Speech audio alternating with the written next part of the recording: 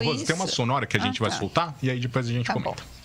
O senhor cogita não ir a algum debate para além de razões médicas? Há alguma outra razão para o senhor não ir aos debates? Existe a possibilidade, sim, estratégia. Eu estou vendo o Haddad me desafiando agora, né? Quero que você diga o que fez 28 anos dentro do parlamento. Eu responderia para ele: não roubei ninguém, Haddad. Eu ouvi o Haddad falando em família. Eu ouvi o Haddad falando em Deus. Eu fico com vergonha. Ele está cumprindo a risca o que o Lula manda ele falar. Haddad não é de esquerda, Haddad é da direita. E a gente, antes de comentar, Rose, a gente vai falar um pouquinho mais sobre o dia do Bolsonaro, né? Ontem ele estava no Rio de Janeiro, teve um encontro com políticos eleitos pelo PSL e anunciou 3 nomes do seu possível ministério. Vamos acompanhar.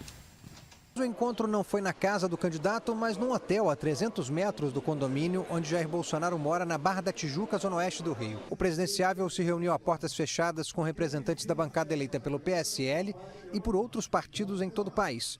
Uma das figuras centrais era o deputado federal Onyx Lorenzoni. Ele foi eleito no Rio Grande do Sul pelo Democratas, partido que optou pela neutralidade no segundo turno, mas foi confirmado por Bolsonaro como futuro ministro da Casa Civil em caso de vitória. Em Brasília vamos ter companheiros de outros partidos, como temos aqui o Onyx Lorenzoni, muito bem votado no Rio Grande do Sul. E anuncio oficialmente agora o nosso ministro-chefe da Casa Civil, Onyx Lorenzoni.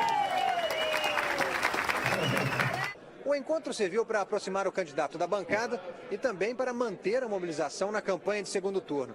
E ainda para anunciar mais um nome que fará parte do gabinete num eventual governo Bolsonaro. Na defesa, nós vamos ter o general Augusto Heleno. No primeiro momento, tive que convencê-lo. Mas ele, como um bom militar, aceitou de pronto.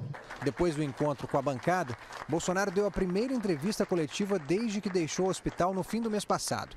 E usou o atentado à faca que sofreu durante a campanha no dia 6 de setembro, na cidade mineira de Juiz de Fora, para defender leis mais duras contra o crime.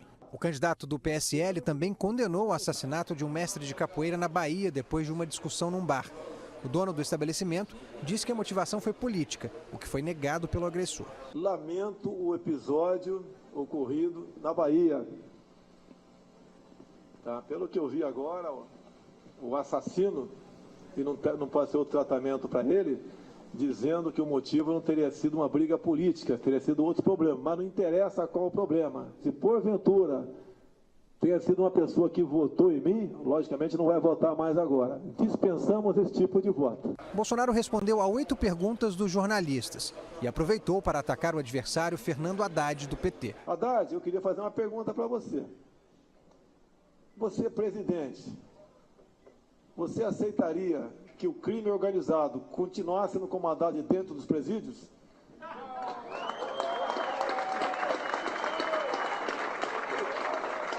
Eu vou debater o que com um cara que nem poste é um fantoche, é um pau mandado. Rose, a gente acompanhou aí então um pouco da coletiva de ontem, né, do Jair Bolsonaro. Acho que foi a primeira coletiva, né, depois do atentado. E também essa questão... Já deu outra depois. Já tivemos outras. Então, e também a questão do debate, né, da ausência dele nos debates. O que o Brasil perde com uma eleição presidencial sem debate? Pois é, eu acho assim, para a gente ser um pouquinho justo aqui, a gente tem que se lembrar que o Lula também não participou de um debate quando ele estava super bem nas pesquisas. Foi em 2006. Depois você dá uma checada aí. Eu não lembro qual foi, porque ele sabia que ele ia apanhar pra caramba, tal, ele estava bem nas pesquisas, ele não precisava. E a presença do Lula no debate não faria diferença para o eleitor dele. É mais ou menos, Marcos, o que está acontecendo agora com o Bolsonaro. O Bolsonaro está em primeiro lugar, tem a maior parte da intenção de votos na campanha dele.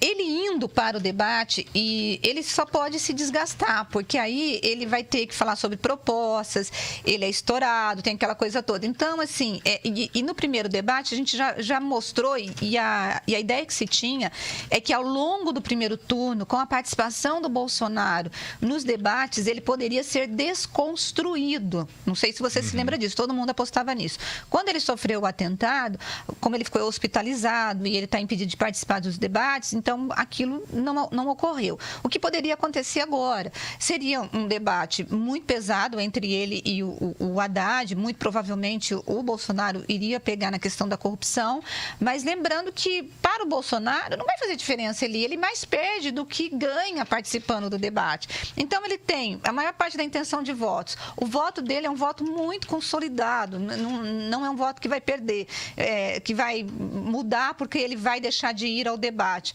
Então, na verdade, ele está fazendo aquilo que é uma questão de estratégia. E aí eu achei que ele foi transparente quando ele diz que não é por causa da saúde, é uma questão de estratégia mesmo. Porque no primeiro momento, no primeiro debate, no primeiro turno, nós achávamos mesmo que realmente era saúde e foi impedido. Ontem, por exemplo, nesse evento dele, ele falou por alguns minutos, ele chegou a gritar gritos de ódio, ficou em pé, então ele já está bem de saúde. Então ele poderia participar do debate, mas ele falou, não, é por uma questão de estratégia. Então eu acho que é uma orientação, não perde, não vai. Uhum. É isso. Só em relação ao Lula em 2006, ele não foi no primeiro turno. No segundo ele foi e debateu com o Alckmin. Até o Alckmin ficou com um pouco de... O pessoal achou ele meio arrogante e aí teve uma queda, né, nas intenções de votos. Então... Mas deixou de ir também pelo mesmo motivo. Pelo mesmo motivo. Porque ele estava bem nas pesquisas. Eu acho que tem toda uma equipe, né, de marketing analisando isso, falando o que eu tenho a ganhar e o que eu tenho a perder. São pesquisas qualitativas. Esse povo que faz campanha política não são só quantitativas, é uma pesquisa qualitativa. Eles acabam avaliando tal e eles tomam uma decisão em cima daquilo que as pesquisas estão apontando. E nesse momento, eu acho que quem perde é o brasileiro, por não ver de fato quem é o candidato, né? Porque são nos debates que a gente consegue tirar aquela roupagem que o marketing coloca, que esses consultores políticos colocam, e ali você tem o candidato raiz mesmo. É ele sozinho com as câmeras, ele sendo confrontado, e isso é muito importante para o eleitor. Agora, para o candidato ele avaliou, não vou perder, não vou. É isso.